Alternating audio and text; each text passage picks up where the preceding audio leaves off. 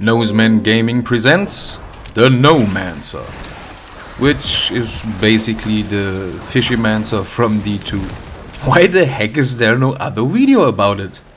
Am I the only old school guy here?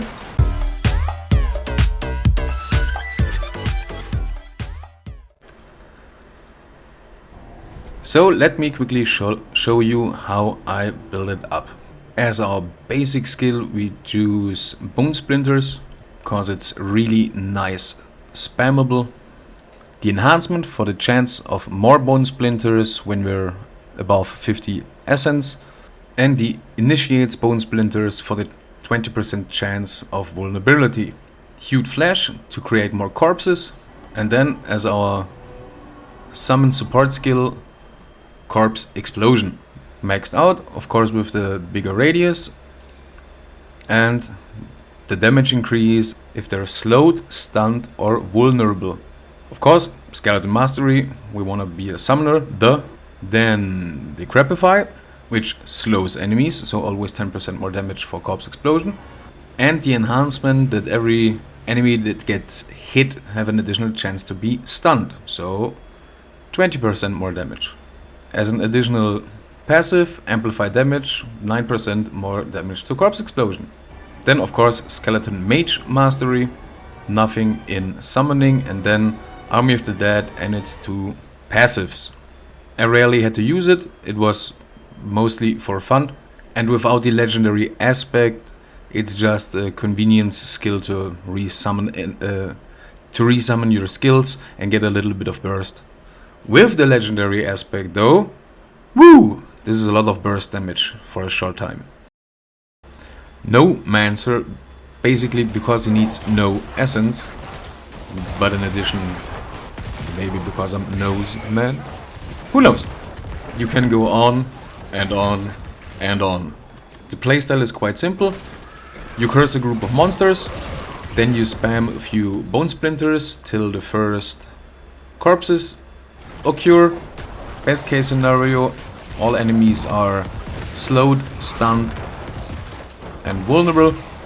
Most of the time you get only 1 or 2 additional status effects, but it still means you do at least 19 up to 39% extra damage. The corpse production engine from Hued Flash, your Bone Golem and your Reapers is enough to give you a steady supply in boss fights, so you can participate in the fight with Corpse Explosions and spamming Bone Splinters, of course, and you're not doomed to watch your minions slowly but surely grinding him down. So it's basically an upgrade from the Fishymancer of D2.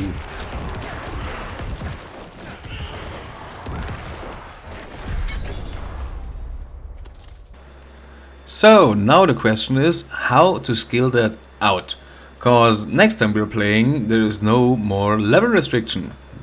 There's no change in the base of the tree, but as we go up I would for sure put 1 point into Grim Harvest, not for the essence generation, but to get the 12%, let me show you that, 12% increased damage for 4 seconds after consuming a corpse, and we will consume a lot of corpses. So we basically always have 12% additional damage for the following Corpse Explosions and for all Bone Splinters. Then put the rest of the points into the Decrepify. This is more survivability. You cannot see it here, but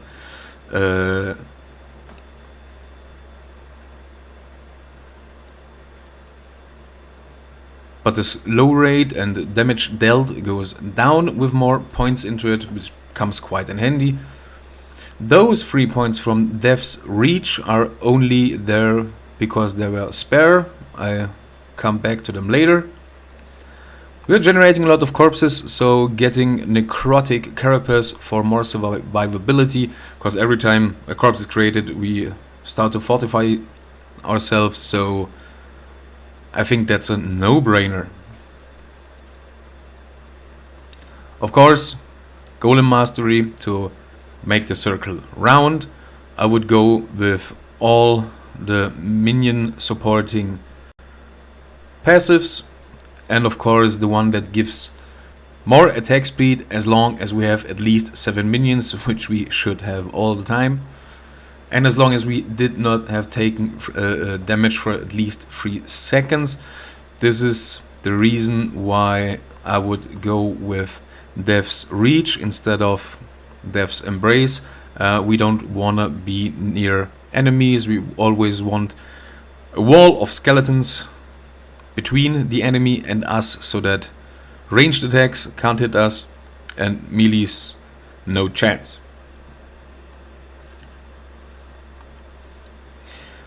Especially these both should make our skeletons very survivable. That is quite nice.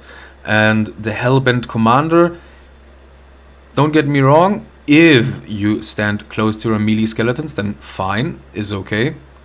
But you will always at least stand close to your mages. And 30% more damage, that's quite nice. Speaking of minions, I would go with still the Reapers. The 10% chance for corpses works perfectly fine with the corpse explosion build. I still would go with Shadow Mages for an increased chance of stunning. Oh, I had forgotten to show you this. We also put a point into this lucky hit chance that decreases the cooldowns. We only have one cooldown, but this is Army of the Dead, so we can, in theory, especially in longer boss fights, do this more often, which should be good. So back to here.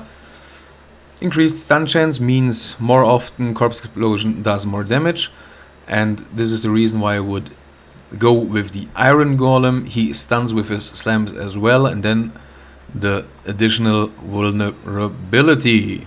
So we have at least 2 sources of vulnerability, 2 main sources of stunning, and the additional chance for every damage that we deal to enemies to stun them anyway again. For legendary aspects to look out for, I have a suggestion to make. Up to now there shall be way more of them, but those are my favorites up to date. For sure we use aspect of Frenzied Dead. Each time one of our boys damages an enemy, more attack speed. Then skeletons gain increased damage while alive, should be easy. Basic skills gain 23% attack speed. I already had that in the beta, and I put it on a scythe, so a 2-handed weapon, so it was 46, and you felt the difference really big, and it was rapid fire vulnerability all over the screen. Quite nice. I can recommend that. Then of course the unyielding commander aspect. While Army of the Dead is active, our minions get a massive boost in attack speed. Well, then they hit pretty hard, especially with all the other aspects together. You see, there comes a complete picture together. And this one I think is quite nice. Instead of corpse explosion detonating your corpse, it becomes a volatile skeleton, stands up and runs to the next enemy and explodes there. So no matter where the corpse lies, it will always explode near to an enemy. That's quite fine, and it increases corpse explosion damage. So should be nice. If you don't like that, the other one that I would recommend would be this one. While X amount of minions are still alive, we have a lucky hit chance that all our minions next attack is empowered and do and explode for physical damage. That sounds quite funny. This one could be good as well. Then this will go on our pants. Here is nothing that I'm really hyped about.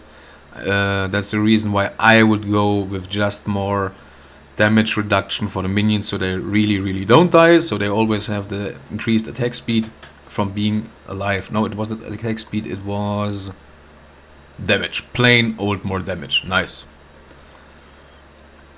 Then we have 3 left. In this case on the boots, the helmet, the chest, and this is self-explanatory.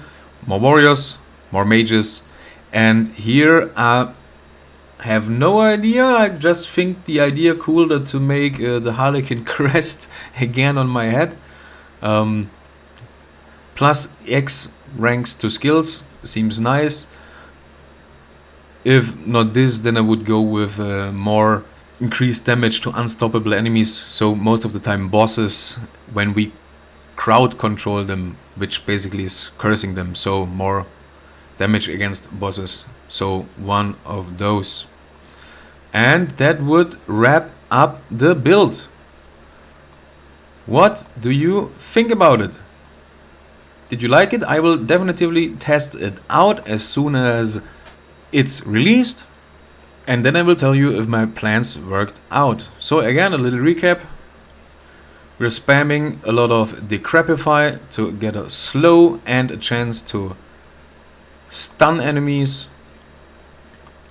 We're spamming till the first corpses appear Bone Splinters, that makes the enemies vulnerable with the aspect that we shoot them very rapidly. Rapid fire! Da, da, da. We create a lot of corpses, which makes us also pretty sturdy. We stack a lot of damage for corpse explosion and a lot of damage for the minions, and that should round it up, I guess. So if you like the idea, like the video, and see ya next time.